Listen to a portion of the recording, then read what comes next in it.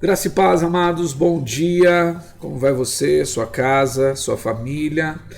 Sejam todos bem-vindos. Eu sou o pastor Edgar e eu quero compartilhar com vocês uma palavra de fé e de esperança. Vai ser um grande prazer para mim poder estar com vocês nesses próximos minutos. Porém, chegamos ao nosso último devocional dessa série, Assim Vencemos as Nossas Guerras. Eu não sei como vai estar o áudio aí para vocês, talvez ele não esteja numa qualidade muito boa, mas espero que essa mensagem possa chegar até o teu coração de qualquer forma. Tá bom, queridos? Bom, hoje nós vamos falar sobre a guerra de Jesus. A guerra que até o próprio Jesus, o Filho de Deus, travou. E é importante que se diga isso, porque muitas vezes, quando enfrentamos as nossas guerras, perguntamos para Deus por quê. Por que, Senhor, estamos enfrentando essas guerras? Mas nós precisamos entender que as guerras são necessárias, nós precisamos enfrentar as guerras, né?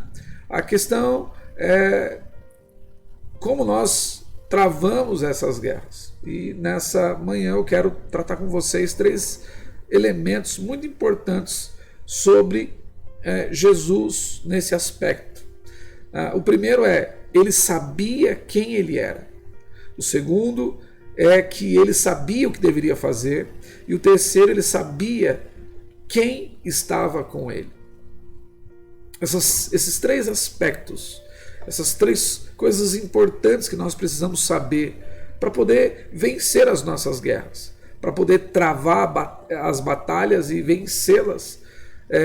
Jesus, ele tinha a sua missão e isso estava muito claro na mente dele. Ele sabia a responsabilidade que ele tinha sobre ele por conta da missão que ele tinha, e ele não permitiria que nada impedisse ele de executar a sua missão, que era morrer por nós na cruz. Então, se tem uma coisa que nós precisamos entender, o primeiro aspecto é saber quem Jesus sabia quem ele era. Ele sabia, em João 10:11 ele diz: eu sou o bom pastor e o bom pastor dá a sua vida pelas ovelhas.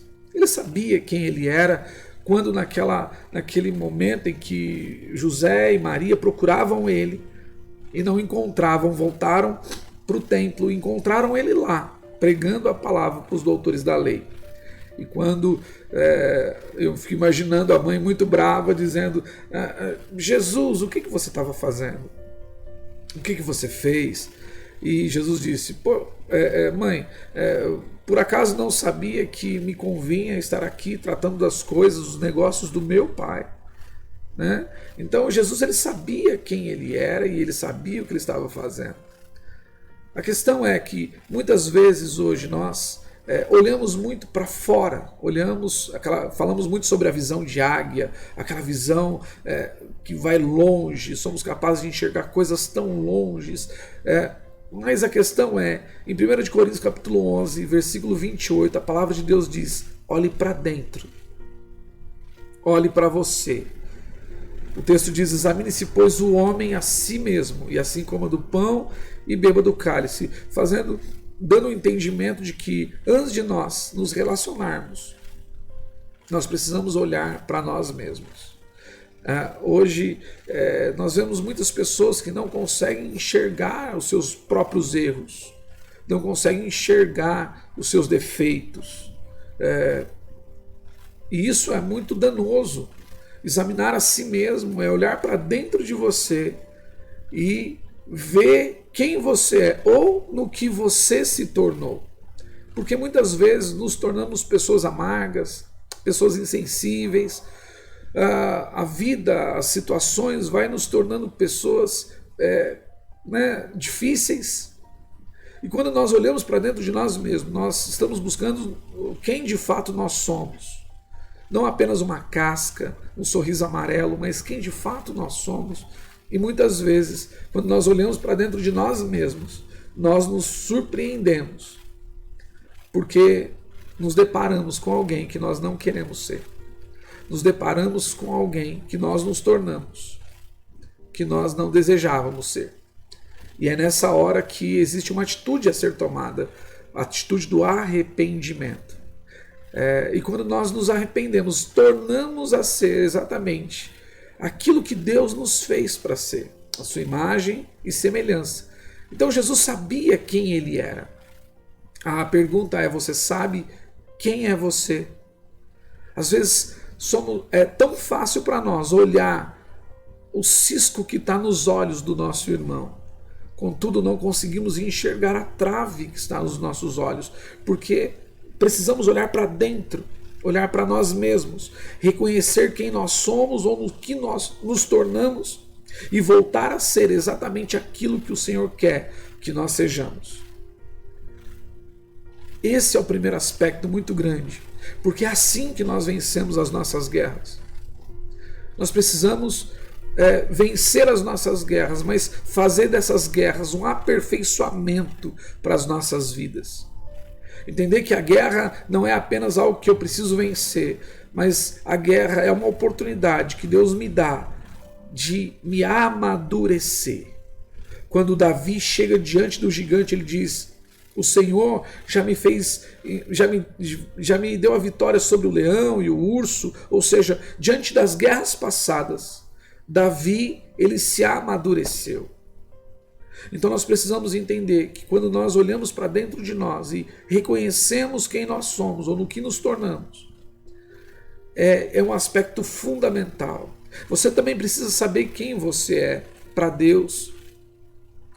E a palavra de Deus diz que em Romanos 8,37, mas em todas as coisas somos mais do que vencedores por aquele que nos amou. Somos mais do que vencedores, ou seja, você guerreia uma guerra, mas ele já determinou que você é mais do que vencedor, e não pela sua própria força, não pelo seu mérito, mas pelo poder daquele que te amou. Ele te amou e te ama. Você é amado dele. E você precisa entender isso. Que você não é uma pessoa qualquer.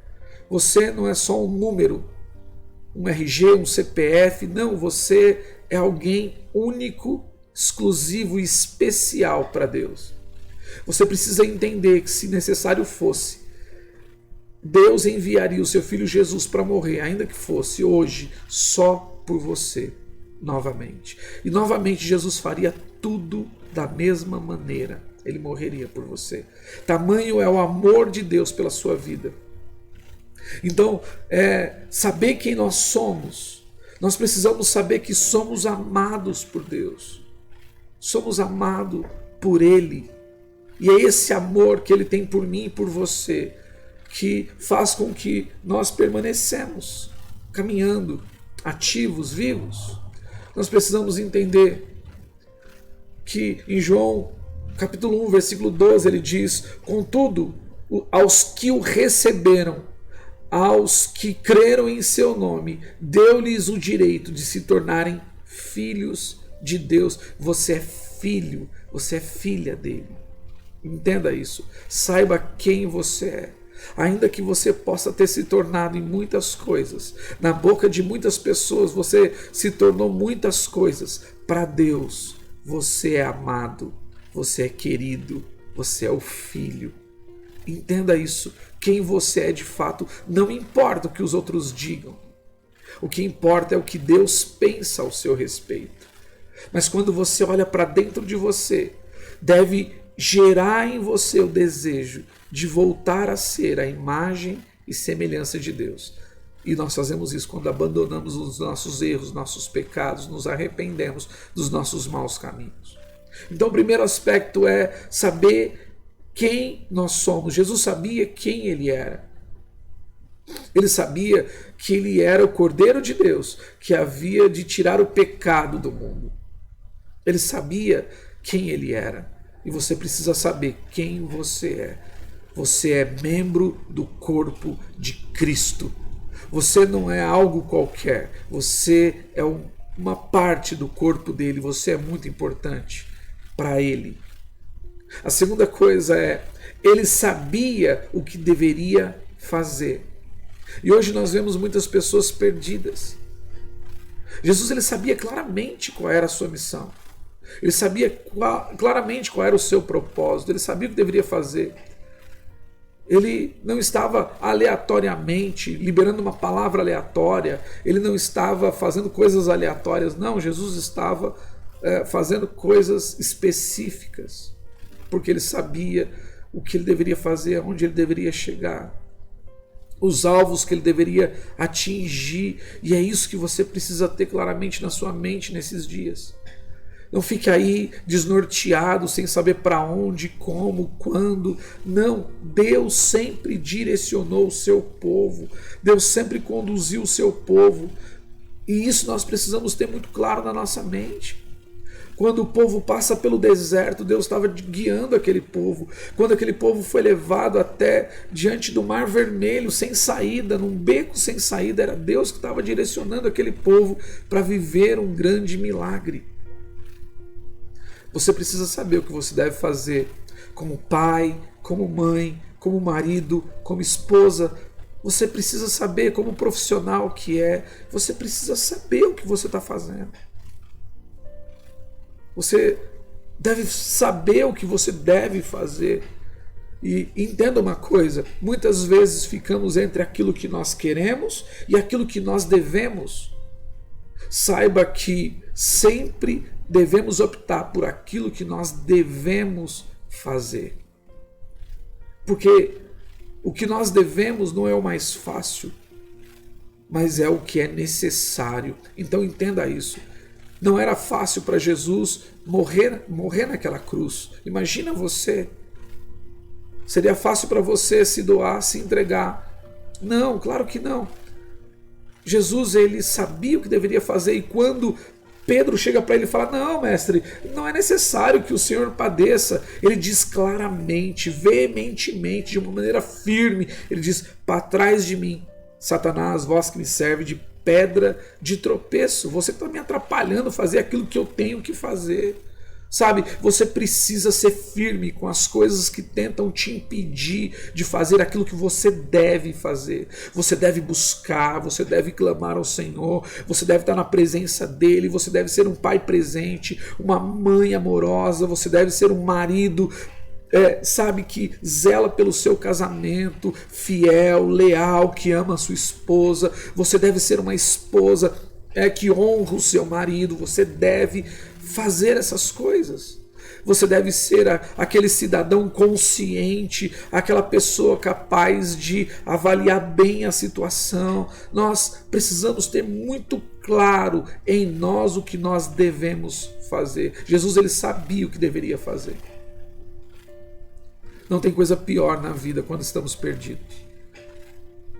Quando nós nos deparamos com um pai perdido, que não sabe o que deve fazer, e que ao longo da vida só fez aquilo que queria fazer diante de seus filhos.